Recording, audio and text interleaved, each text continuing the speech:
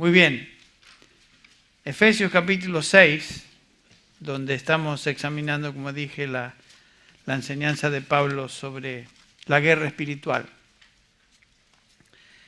Estaremos en los versículos del 10 al 17, esta sección tan importante. Es una guerra espiritual, como Pablo bien menciona aquí. No tenemos lucha contra sangre ni carne, no es con personajes que podamos ver, sino con seres espirituales de maldad en las regiones celestes, dirigidas por el supremo de todos, que es el mismo diablo. Es una guerra que comenzó cósmicamente, comenzó antes de la creación del hombre, cuando el diablo y sus huestes que le siguieron se rebelaron contra Dios y fueron echados del cielo, y a partir de ese momento esa guerra se estableció, y por supuesto vemos la aparición de este lucero de la mañana, el mismo diablo en Génesis 3 que leímos por primera vez en la Escritura, aparece ahí como personaje, y ahora su propósito es de destruir la obra de Dios en el hombre.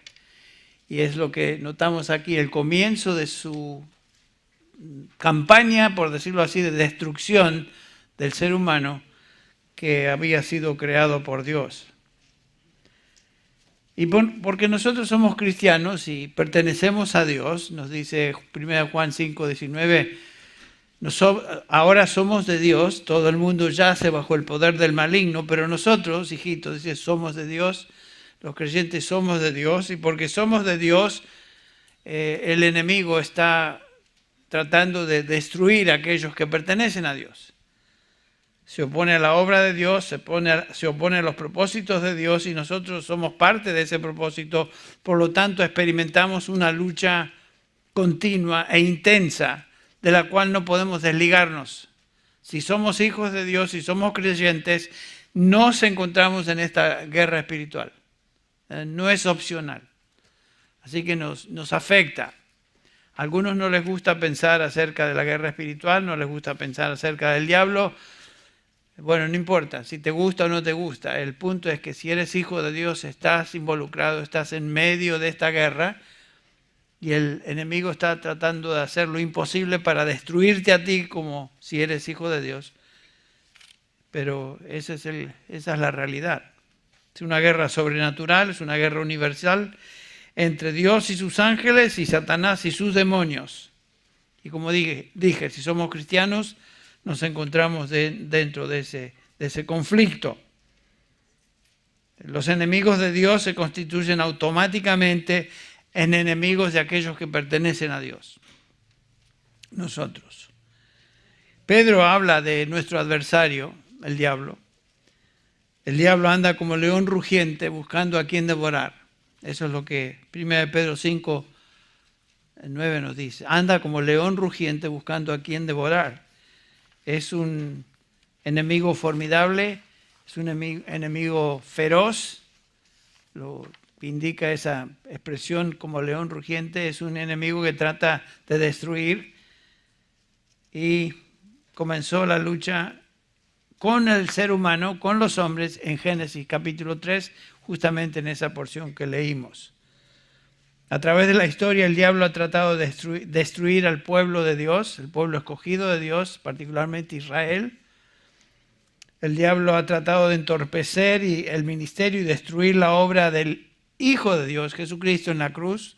No lo pudo lograr. Y hoy Satanás y sus demonios tratan de destruir el testimonio y extensión del reino de Dios a través de la iglesia. Nos encontramos en pie de guerra. Qué interesante que estos días estamos observando y escuchando guerras y rumores de guerras de una manera intensa que no habíamos visto desde que yo vivo. No, nada de este calibre ha sucedido. Así que, quién sabe, el Señor se aproxima, su segunda venida, y nos advierte el capítulo 24 de Mateo que esto va a ser parte de lo que vamos a ver y observar. Así que, ¿quién no es afectado por las imágenes que ve en la televisión o lo que escuchamos por las noticias? Es realmente impresionante. Y la causa de todo esto se encuentra justamente en este personaje y sus huestes espirituales de maldad, el diablo y sus demonios, que definitivamente están detrás de todo lo que sucede en estos días. No hay duda de eso. Ahora, esta lucha no puede pelearse con armas normales, armas carnales, armas de hombres, porque Pablo nos dice que no tenemos lucha contra sangre y carne, sino contra principados, potestades, contra gobernadores de las tinieblas de este siglo, huestes espirituales de maldad en las regiones celestiales. O sea, no los podemos ver, pero son una realidad. Y por esta razón la guerra solo puede pelearse con armas espirituales que Dios mismo provee, que es lo que estamos considerando ahora en la armadura del cristiano. Pablo aquí en los versículos del 11 al 13 describe la armadura de Dios. En 2 Corintios capítulo 10 versículos del 3 al 5 leemos estas palabras también del apóstol Pablo en referencia a las armas espirituales. Dice así: pues aunque andamos en la carne, no luchamos según la carne, porque las armas de nuestra contienda no son carnales, sino poderosas en Dios para la destrucción de fortalezas, destruyendo especulaciones y todo razonamiento altivo que se levanta contra el conocimiento de Dios y poniendo todo pensamiento en cautiverio a la obediencia de Cristo. Esa es una descripción de las armas y la lucha que enfrentamos como creyentes. En otras palabras, es imposible enfrentarse a nuestro enemigo espiritual con armas comunes. Es vital que el cristiano entonces se entienda esto y se vista, se cubra con la armadura de Dios para entrar en esta guerra espiritual, o será absolutamente aplastado y derrotado. Hay gente que tiene ideas muy chistosas del diablo, aún creyentes, que piensan que es un personaje relativamente inofensivo. No, estamos hablando de un enemigo feroz que busca la destrucción de cualquier creyente, de todos los creyentes, busca la destrucción de la iglesia. Y tenemos que tener, no terror de él, pero sí temer y protegernos con la armadura, las armas que Dios ha provisto para nuestra campaña, nuestra lucha. En estos versículos del 14 al 17 de Efesios, capítulo 6, entonces Pablo nos describe esta armadura que estaremos examinando. Y doy lectura a versículos 14 al 17. Estad pues firmes, ceñida vuestra cintura con la verdad, revestidos con la coraza de justicia, calzados los pies con el apresto del evangelio de la paz, en todo, tomando el escudo de la fe, con el que podréis apagar todos los dardos de fuego o encendidos del maligno. Tomad también el yelmo de la salvación y la espada del Espíritu, que es la palabra de Dios. Pablo nos ha hablado ya en el versículo 11 de las acechanzas del diablo. Pablo describe al enemigo como un enemigo que con una estrategia particular, que anda buscando, tiene artimañas, tiene insidias, tiene maquinaciones, que son términos que se utilizan en el Nuevo Testamento para describir la estrategia del enemigo. Y todas estas acechanzas y maquinaciones tienen el propósito de destruir a los hijos de Dios o, en lo posible, traer daño a sus vidas. ¿Qué son estas acechanzas? Me gustaría pensar o dedicar un poquito de tiempo para pensar en algunas de las acechanzas del diablo. Si ustedes leen literatura acerca del tema que estamos tratando, hay múltiples fuentes. Mencioné una la semana pasada, El cristiano en completa armadura, de William Gurnall, que creo que es un tomo que son 3 tomos, realmente ustedes deberían obtener y leer dentro de lo que puedan. Lloyd Jones tiene 3 volúmenes dedicados solamente al capítulo 6 en esta sección del capítulo 6 de Efesios. excelente discusión y excelente tratado de lo que estamos experimentando como hijos de Dios. Hay volúmenes de material. No podemos pretender descubrir todas las acechanzas del diablo. Son múltiples. Y si hay algo que la Biblia nos enseña es que él es muy astuto. ¿Se acuerdan lo que dijo de la serpiente? Era más astuta que el resto de los animales. Si hay algo que describe al diablo es astucia, sutilidad, maleficencia, perversión.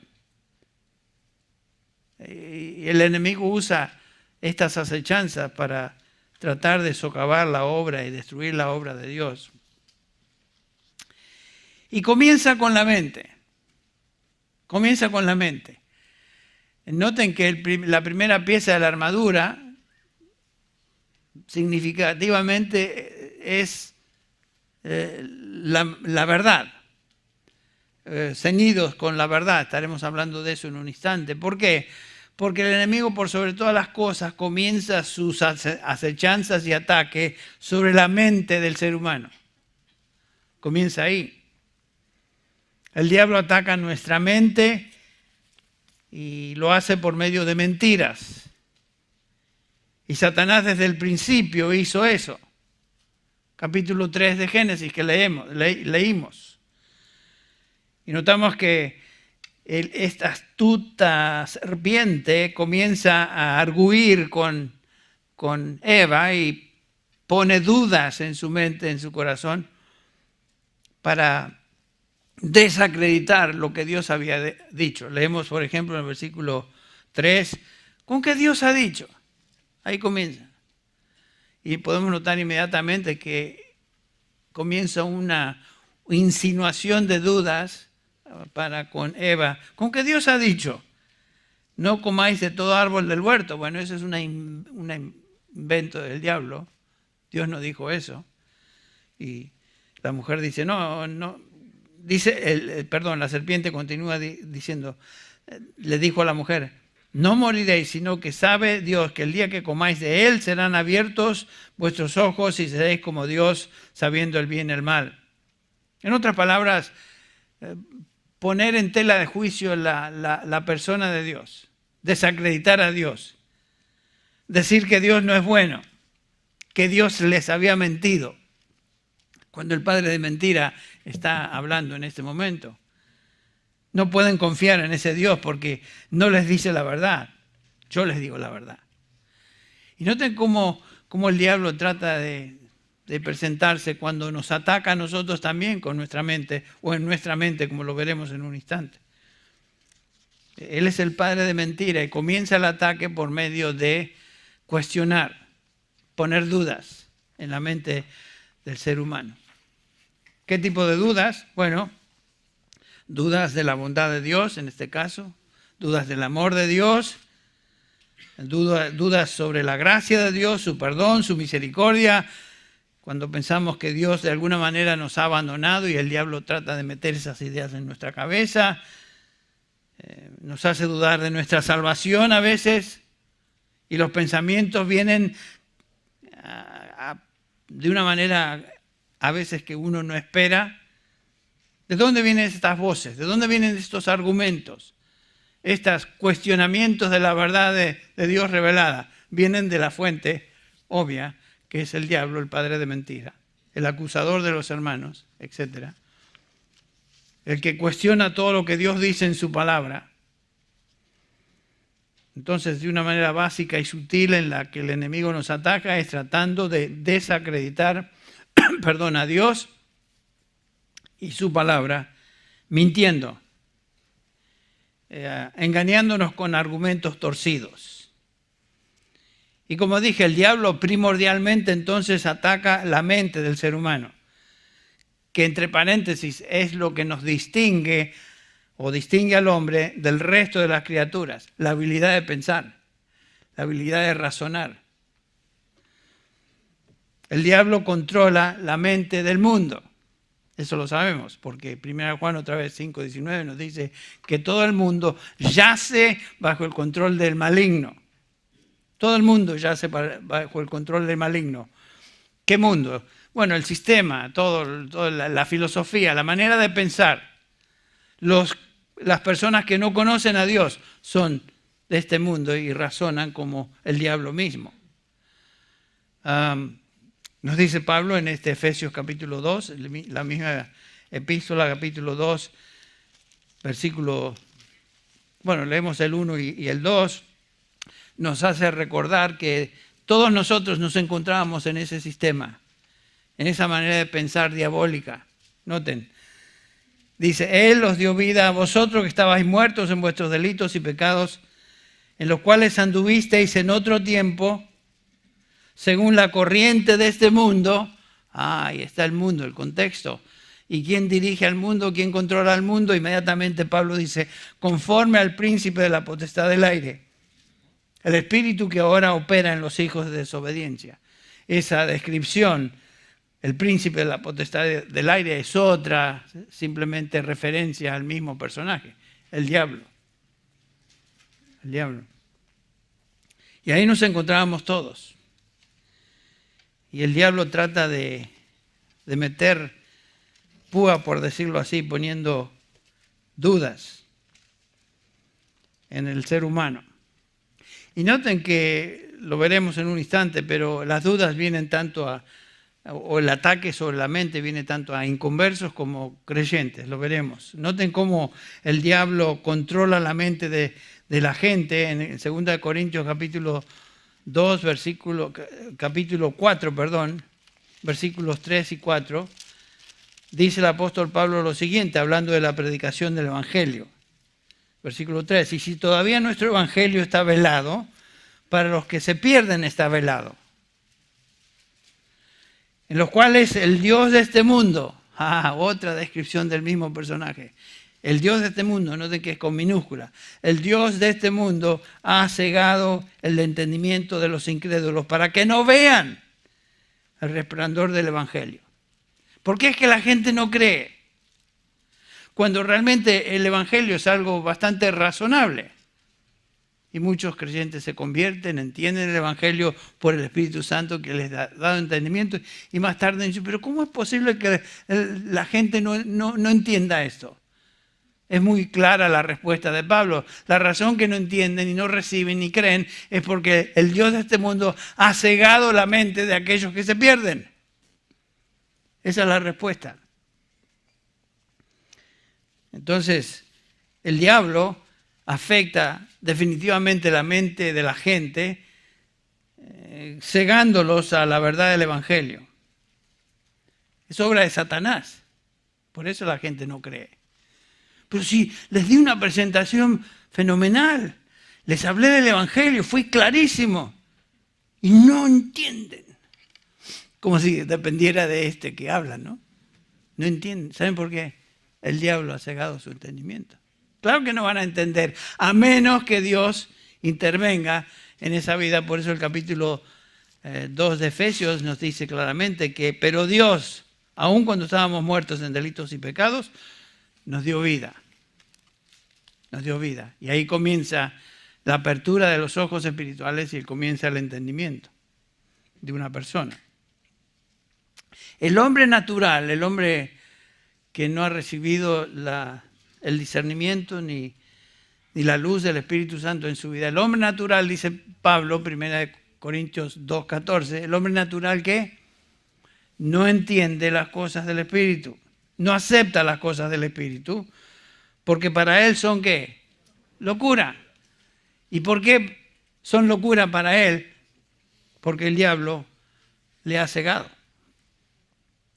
Está ciego.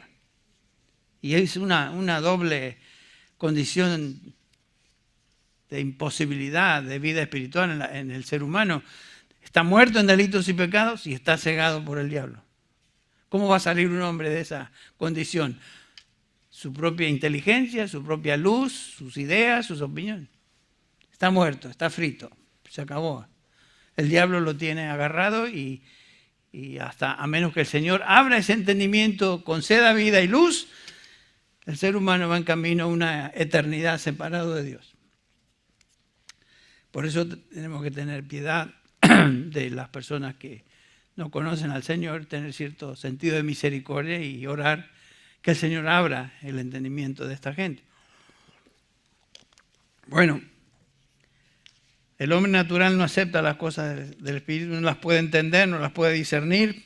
La verdad de Dios revelada en su palabra, este ser humano no las ve, a menos que Dios abra su entendimiento. Entonces vemos que el diablo fundamentalmente ataca la mente del hombre. Ataca la mente de un inconverso como ataca la mente de un convertido, lo veremos en un instante. En un inconverso, ¿qué hace? Le ciega completamente a las cosas de Dios, a la verdad del Evangelio. En el caso del creyente, así como hizo con Eva, el diablo mete dudas. Y ahí comienza su tarea. Con que Dios dijo, ¿no? Dios dice esto, que mira cómo te funciona a vos. A vos no te funciona. Y uno empieza a escuchar. Tal vez no me está funcionando bien la cosa. Y mira, vos te crees cristiano. Mira tu vida. Mira tus acciones. Mira tu mente perversa. Un cristiano no piensa de esa manera. Un cristiano no actúa de esa manera que tú actúas. Y uno comienza a escuchar estas cosas y uno empieza a temblar. Es cierto, yo no soy... Y el diablo nos convence de que somos tal vez hipócritas y no somos hijos de Dios. Esa es tarea del diablo, poner duda. Socavar nuestra posición en Cristo. Minar nuestra fe en el Señor y la salvación, que es por medio del Evangelio. El enemigo no va a poder tragarnos, no va a poder separarnos de Cristo, no va a quitarnos de su poder, pero sí puede poner dudas. Continuamente. Dudas de la bondad de Dios, dudas del amor de Dios, dudas de la gracia de Dios, dudas en cuanto a que si nos vamos a permanecer firmes o no hasta el final. ¿Tú te crees que vas a permanecer hasta el final? Y no estoy diciendo que escuchamos voces audibles, pero vienen dudas. He estado leyendo bastante sobre este tipo de ataque y acechanza e insidia en esos días. Y tanto a los puritanos como otros maestros de la Escritura, a quienes respeto tremendamente, hablan de esta lucha, hablan de estas dudas, hablan de estas situaciones que les estoy presentando a ustedes. Ahora, no debemos llegar a la conclusión que porque tenemos dudas ya no somos cristianos. El diablo trata de cuestionar nuestra fe en Cristo, en el Señor, y socavar nuestra confianza, pero el hecho de que uno tiene dudas no quiere decir que esa persona no es cristiana. A veces todo lo contrario es cierto. Porque el diablo no se mete a pelear con gente que ya le pertenecen a él. ¿Qué le va a poner dudas? Le va a poner dudas si ya lo tiene. Pero pone dudas en el creyente. Yo me acuerdo cuando mi padre me decía, me convertí a los casi 15 años. Y papá siempre usaba esta ilustración porque le gustaba y tenía sentido y a mí me hacía sentido y no es original de él. Y decía papá, Malchi, no podés evitar que los pájaros vuelen sobre tu cabeza, pero sí podés evitar que hagan nido en tu cabeza. Lo mismo, no podemos evitar que vengan las dudas, pero sí podemos evitar que esas dudas hagan nido y se entierren en nuestro ser y nos manejen y nos hagan actuar de una manera como una persona que no tiene esperanza. Eso es lo que Satanás busca. Es la obra del diablo. A veces estas dudas nos abruman y vienen de toda dirección y el diablo insinúa estos pensamientos mentirosos. Y son los dardos encendidos del enemigo. De eso habla el apóstol Pablo. Lloyd Jones, hablando de esto, escribe lo siguiente. Debemos diferenciar entre la tentación a dudar y el acto de dudar o la acción de dudar. El diablo está continuamente tratando de insinuar dudas en nuestra mente. Tiene razón. Estas son artimañas del diablo. Y por supuesto el diablo trata de manipularnos y hacernos creer cosas que son de él. Mete dudas. Ahí comienza. El ataque comienza acá en la mente. Pero otro terreno fértil del ataque de Satanás no es solamente poner dudas en la mente, sino poner aún emociones en nuestra manera de pensar. Y traer emociones que son maléficas, que son de él. Cosas que nos traen temor y nos hacen temblar, emociones de temblor.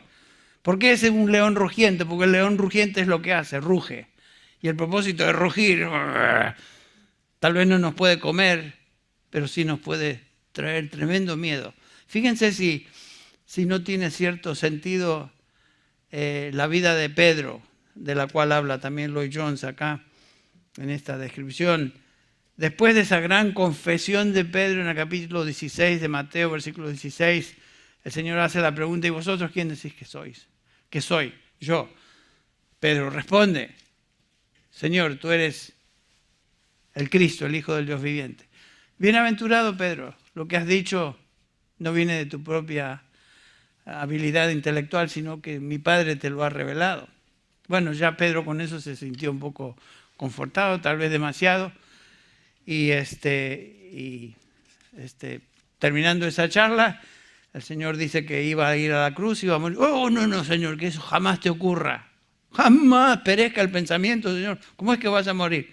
Y ahora el Señor le tiene que decir: apártate de mí, ¿quién? Satanás, porque está poniendo la mira en las cosas de los hombres. Eso le habrá dado cierta manera de pensar a Pedro. Pues sabemos que el diablo, según lo que dice Lucas 22, 31 al 34, el diablo, Satanás, os ha reclamado para zarandearos como a trigo. Definitivamente estaba buscando a Pedro y lo zarandeó, lo sacudió como a trigo.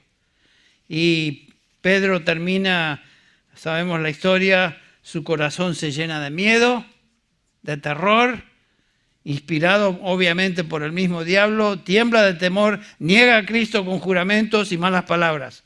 De ser un hombre fuerte, con mucha valentía, se convierte en un cobarde que sucumbió ante los ataques del enemigo cuando le causó todo tipo de miedo y temor interno. O sea, le hizo pensar mal, lo llevó a sentimientos acordes a esa manera de pensar. El diablo tiene ese poder de inspirar miedo, hacernos temblar. Por eso es un león rugiente. Esta es una artimaña diabólica, dice Lloyd Jones. El diablo también instiga y propaga falsa doctrina, lo veremos en un instante. 1 Timoteo capítulo 4, versículo 1. Doctrinas de demonios que son desparramadas, predicadas por falsos maestros, que son inspirados por demonios, por el mismo padre de mentira y aquellos que siguen al padre de mentira, que son los demonios, anticristos. Toda falsa enseñanza se origina en el diablo y sus demonios. Entonces esa es la tarea del enemigo. Doctrinas de demonios, les llama acá Pablo, espíritus engañadores, dice 1 Juan, anticristos, el espíritu del anticristo. Dudas en cuanto a la naturaleza de Cristo, nociones falsas de Cristo, su persona, su obra. Todo eso tiene su origen en el mismo diablo. Tratando de enseñar y propagar falsa doctrina que, por supuesto, cuestione la obra y persona del Señor Jesucristo, porque si uno no cree en el Señor Jesucristo revelado en la Escritura, no puede ser salvo. Por eso Pablo advierte a los creyentes ahí en el capítulo 4 de Efesios, versículo 14, que no seáis niños sacudidos por las olas y llevados de aquí para allá, por todo viento de doctrina, por la astucia de los hombres, por las artimañas engañosas del error. Pablo dice, cuidado, que no nos dejemos llevar por doctrinas falsas que tienen su origen en lo que es mentira. Es indispensable que cada uno de nosotros estemos seguros de lo que la Biblia enseña, sobre las doctrinas fundamentales de la fe. Tenemos que saber, tenemos que conocer la verdad para poder rechazar la mentira, que es lo primero que el diablo trata de hacernos con nosotros. ¿Saben ustedes que Satanás y los demonios conocen muy bien la Biblia? La conocen mucho mejor que nosotros. Son evangélicos en su teología, aunque atacan y tratan de destruir y desacreditar lo que Dios dice. Santiago nos dice en el capítulo 2 de que los demonios creen y tiemblan, porque no creen con fe salvífica, creen lo que la Biblia dice y son ortodoxos en su manera de pensar y creer, pero van en camino al infierno, pues ya están. Y por supuesto, conocen la Escritura muy bien para poder tergiversarla y torcerla y hacerle decir cosas a la Biblia que la Biblia nunca dice. Esa es la tarea de demonios a través de hombres, falsos maestros. Algunos dicen, bueno, la doctrina no es tan importante. Dicen, bueno, la doctrina divide. Si damos mucha doctrina, eso divide. Por supuesto que divide. La doctrina va a dividir entre lo que es verdad y lo que es falso. Y ese es el propósito de la doctrina. La sana enseñanza, la sana doctrina tiene el propósito justamente de causar discernimiento entre lo que es verdadero y lo que es falso. Por eso la predicamos, por eso la enseñamos, por eso la estudiamos, por eso la meditamos. Porque es importantísima para nuestra salud espiritual. Y no dejarnos llevar entonces por cualquier viento de doctrina falsa que viene y afecta a la iglesia. Por supuesto la doctrina va a dividir. Pero dice Pablo, mirad, en Colosenses 2:8, mirad que nadie os engañe por medio de filosofías y huecas sutilezas según las tradiciones de hombres, conforme a los rudimentos del mundo y no según Cristo. Colosenses 2:8. Tenemos que tener cuidado con eso. Otra cosa, artimaña del diablo, estoy tratando de repasar algunas que he estado leyendo y me han hecho pensar. El enemigo cuestiona todo lo que Dios dice y el enemigo también pone pensamientos impíos en la mente de los creyentes. Esto obviamente me ha sucedido, estoy seguro que le ha sucedido a usted. Pensamientos e imaginaciones blasfemas y perversas en nuestra mente, a veces. Y hablando de esto, Lloyd Jones escribe lo siguiente. Estos son dardos de fuego del maligno. Puedes estar leyendo tu Biblia y pensamientos perversos y blasfemos vienen a tu mente. No estás pensando en estas cosas, pero vienen, tú no las quieres y vienen. Y uno se pone a leer y pensar en eso. ¿Es cierto? ¿De dónde viene todo esto? ¿Por qué estas cosas perversas vienen a la mente? Uno dice, bueno, es la carnalidad de uno. Bueno, pero ¿de dónde vienen? En ese momento uno puede estar leyendo la Biblia. Vienen imágenes torcidas, imágenes perversas. Imaginaciones que uno dice, yo no andaba buscando eso. Y por eso hace la pregunta Lloyd Jones. Si te preguntas si estos pensamientos son tuyos o del diablo, ¿cómo determinamos si son nuestros o del diablo? Dice, si tú odias esos pensamientos y deseas que no estén en ti, en tu mente, estos son del diablo. Este es el ataque del diablo. Y dice en este segmento, qué torpes, qué necios somos si nos detenemos a escuchar al diablo. A veces el diablo pone pensamientos de depresión en nuestra vida, en nuestra mente, porque nos acusa de algún pecado que cometimos en el pasado. Y ahí está, trayendo esa acusación, apilando acusaciones, haciéndonos pensar de que Dios no nos ha perdonado y nos sentimos como un fracaso delante de Dios. Lloyd Jones dice al respecto, ¿No puedes ver que este tipo de experiencia es un aspecto de las artimañas del diablo? Tienes razón. Tienes razón. Ahora, quiero hacer una aclaración. No todo pensamiento que viene a tu mente, que es torcido, necesariamente se lo atribuimos al diablo. No. Somos carnales, propensos a carnalidad, propensos a hacer cosas que no debemos. No debemos atribuir todo pensamiento al diablo. Pero hay situaciones cuando definitivamente eso no tiene razón de estar ahí en ese momento. Y el origen es actividad diabólica. Bueno, no los quiero cansar con esto. Qué equivocados, estamos, dice Lloyd Jones, si nos dejamos llevar por esto y no lo detectamos como una artimaña del enemigo. Bueno, es importante poder discernir estas cosas si conocemos bien la palabra de Dios. Tal vez este quote, esta cita de Lloyd Jones al respecto dice: si el diablo te acusa y te está acusando de un pecado que tú ya has confesado y ya Dios ha perdonado, sabemos que claramente Dios nos asegura en su palabra que si confesamos nuestros pecados, Él es fiel y justo para perdonar y limpiarnos de toda maldad. Gracias a Dios por eso. Pero si la acusación persiste y continúa, ¿de dónde viene eso? No es de Dios, Él ya te ha perdonado. Entonces, dice Lloyd Jones, no tienes derecho de sentirte así y mantenerte en esta depresión porque Dios asegura su perdón al que confiesa sus pecados.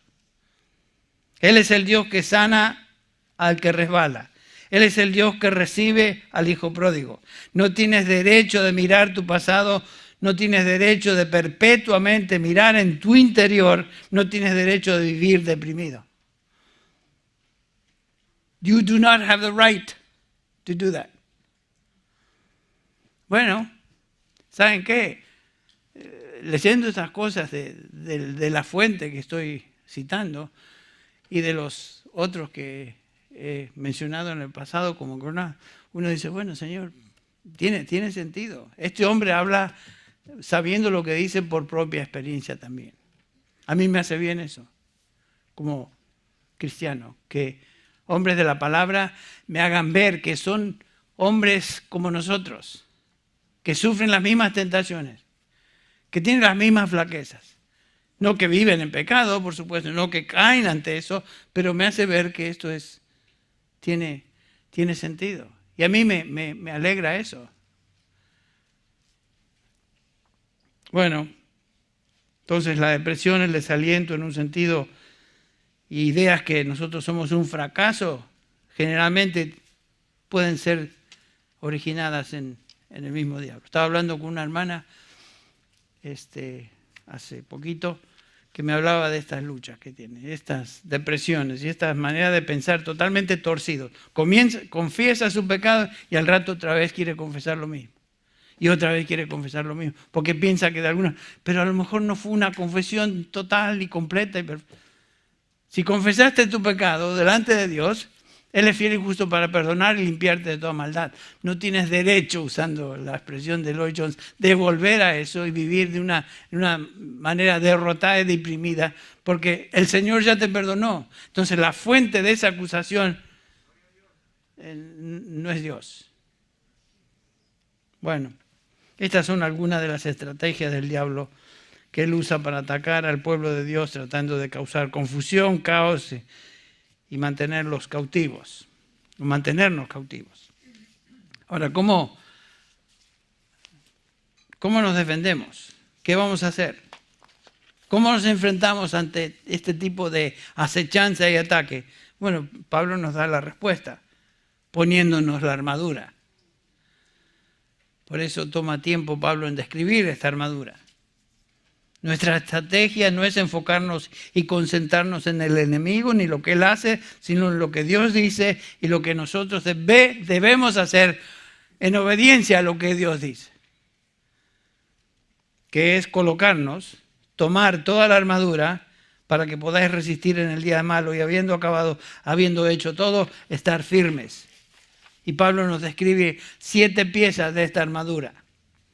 7 piezas que están a nuestra disposición, a nuestro alcance y deben estar firmemente colocadas. Y Pablo está escribiendo no desde la cárcel necesariamente, pero sí desde una casa que se había alquilado ahí en Roma, custodiado por guardias romanos, soldados romanos, atado con una cadena al guardia que estaba de turno, 24 horas, 7 días a la semana. Y Pablo está escribiendo su carta, Efesios es una de sus cartas, Colosenses es otra, Filipenses es otra, epístolas de la cárcel se le llaman, pero realmente es prisionero de Roma custodiado por guardias. Y posiblemente cuando Pablo está escribiendo acerca de las piezas de la armadura, tiene ahí un ejemplo, uno de sus guardias.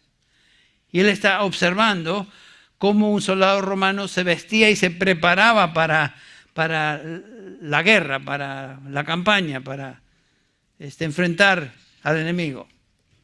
Y obviamente el soldado romano se ceñía, se cubría con ciertas piezas en su armadura que le protegían. Y estaba listo para pelear. Y Pablo estaba observando eso. Se cubría en primer lugar con una prenda túnica rectangular hecha de tela con aberturas o agujeros para la cabeza y los brazos. Era como como un vest, un chaleco, pero largo, de tela, de la cabeza, los brazos. Y ese chaleco se ceñía con un cinto grueso alrededor de la cintura de cuero. Esa era la primera pieza, que obviamente era sumamente necesaria para poder pelear. Y se ceñía esas prendas, esas piezas, y una vez que hacía eso estaba listo para la batalla. Y Pablo expresa esa realidad, está observando eso y comienza a describir las prendas o mejor, las piezas de una armadura romana. Y lo usa como ilustración para enseñarnos la importancia de ceñirnos con la armadura de Dios. Pedro dice, ceñid vuestros lomos, en los lomos de vuestro entendimiento para la acción, sed sobrios. El ceñirse indicaba que estaba preparado para la acción. Y por supuesto no podemos ir a la batalla si no estamos bien vestidos. No vamos a ir en shorts o en esos sweatpants o algo así. Tenemos que estar bien cubiertos. Y es la idea acá. Y dice, cubiertos con el cinturón de la verdad. Noten que es la primera pieza. Claro, no es de sorprendernos. Si el padre de mentira es el que inspira todas estas cosas, tenemos que ceñirnos de la verdad. ¿Cómo vamos a lidiar con la mentira? Con la verdad. Muy bien. Eso lo entendemos. Esa palabra verdad se refiere al contenido de todo lo que es verdad en contraste a todo lo que es falso. En el caso de doctrina se refiere a la verdad revelada por Dios en su palabra. Lo verdadero, que puede ser otra traducción de esa palabra arecea, quiere decir ver o tiene que ver con la actitud de honestidad e integridad en contraste a una actitud hipócrita. Por eso Pablo en Filipenses 4:9 comienza diciendo, por lo tanto, todo lo verdadero, todo lo puro, todo lo honesto, todo lo que es de buen nombre, en esto pensad. Comienza con lo verdadero. ¿Qué? Entonces, la verdad puede ser la verdad en referencia a la palabra, el contenido de la palabra de Dios, o todo aquello que es verdad y verdadero. El contenido de la verdad, el cinturón de la verdad de Dios es absolutamente indispensable de tener bien colocado y ajustado cuando somos atacados por el enemigo. El diablo cuestiona la verdad. ¿Notaron en Génesis 3:1? ¿Con qué Dios dijo? ¿Con qué Dios dijo? Vamos a ver, vamos a hacer un estudio de esta hipótesis. ¿Con qué Dios dijo? Así viene con nosotros. Así que Dios dice en su palabra tal cosa. O tú piensas esto. El que tiene su fe en Cristo es cristiano. Fíjate en Dios dice eso. Cree en el Señor Jesucristo y serás salvo. Pero fija tu propia experiencia, mira en tu fuero interno, mira qué tipo de obediente eres tú. Hipócrita. ¿Cómo que Dios dijo? Ok, vamos a hacer un test. Y comienza la duda. Bueno, sin el conocimiento de la verdad de Dios, el cristiano es una víctima de los ataques e insinuaciones de dudas del enemigo. Entonces, la palabra, la verdad ahí tiene que ver con toda la palabra de Dios. Qué importante es. El enemigo es padre de mentira y maestros inspirados por demonios y el mismo diablo predican y propagan todo aquello que es falso para confundir. Toda mentira, toda falsa doctrina tiene su origen en el mismo diablo y en sus demonios. Punto final, no hay más que discutir. No es la idea de hombres, es la idea del mismo diablo, que inspira a hombres a decir falsedad.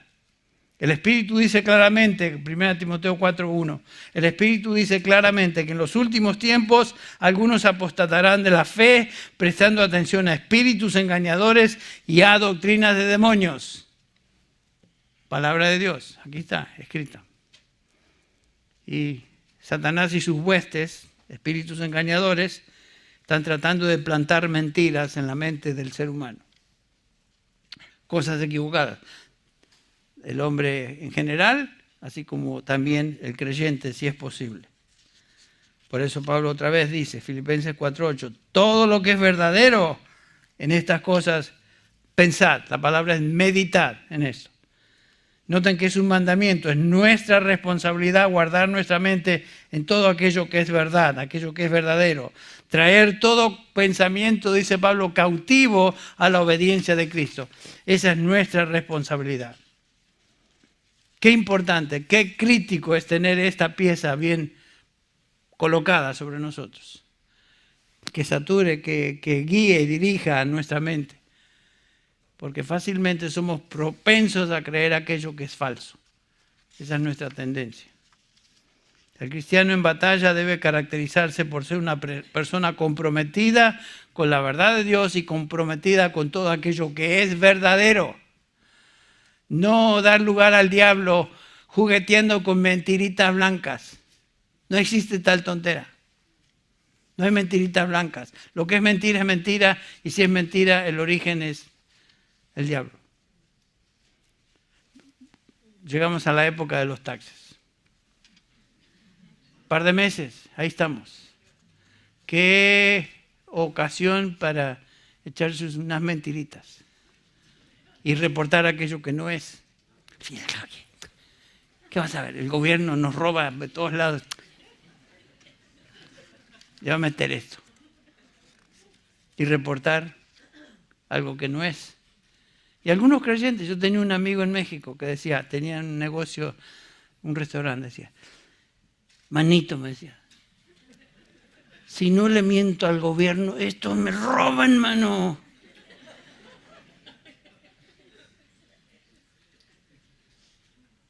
Y me daba ganas de decir, pero mano, fíjate, que Dios dice, no mentirás. O sea, tuvimos varias conversaciones con este individuo. Pero qué fácil es mentir y acostumbrarnos a mentir. Bueno, todo lo que es verdad, todo lo que es verdadero, dice Pablo, en esto pensad, y no es una opción, es un mandamiento. Muy bien. Ceñirse de la cintura con la verdad implica que estoy preparado entonces para la batalla. Colocarse la armadura de Dios comienza, como vemos en esta descripción de la armadura, con la primera pieza, que es el cinturón de la verdad. Piensen en eso, hermano y hermana, piensen en eso. ¿Qué cosas estoy pensando? ¿A qué pensamientos le estoy dando lugar en mi mente que positivamente son falsos, que no vienen de Dios? ¿Con qué estoy jugueteando? Qué importante, qué crítico es tener la primera pieza puesta. Y estaremos hablando de lo que sigue, la armadura, la coraza de justicia, que es la próxima pieza que aquí nos menciona Pablo. La pregunta es, ¿estás ceñido? Yo también. Estás aprendiendo a diario más y más de la verdad de Dios. Es cosa de vida o muerte en un sentido, porque no conocer la verdad de Dios nos expone a ser atravesados tal vez por uno de estos dardos de fuego. Bueno, gracias a Dios que la batalla final o la guerra final ya ha sido ganada por el Señor Jesucristo. No hay posibilidad de pérdida con el Señor, y el Señor ha ganado esa batalla y nos dice su palabra que el enemigo no nos puede arrebatar de sus manos, ni la mano de su Padre. Y nos dice Pablo en Romanos capítulo 8 que nada ni nadie nos podrá separar del amor de Dios que es en Cristo Jesús, Señor nuestro. La batalla final está garantizada, la victoria es nuestra, pero entre tanto luchamos y tenemos batallas. Cada una de ellas nos presenta con un reto. ¿Qué vamos a hacer? Nos ponemos la armadura, nos vestimos de esta armadura. Vamos a orar para terminar. Padre Celestial, te damos gracias por tu palabra y gracias te damos, Señor, por el aliento que trae a nuestro corazón, a nuestra mente, el meditar en estas realidades. Gracias, Señor, porque la victoria es tuya y si tú nos has llamado a salvación, esa salvación es segura porque tú comenzaste la buena obra, tú la perfeccionas, tú la terminarás. Y nada ni nadie nos puede arrebatar de tu mano. Te alabamos por esto, Padre, te agradecemos. Ayúdanos a salir de este lugar animados, glorificando tu nombre. Y Señor, que seamos testimonio y testigo a otros también de lo que tú estás haciendo en nuestras vidas. Lo pedimos en el nombre de Jesús. Amén.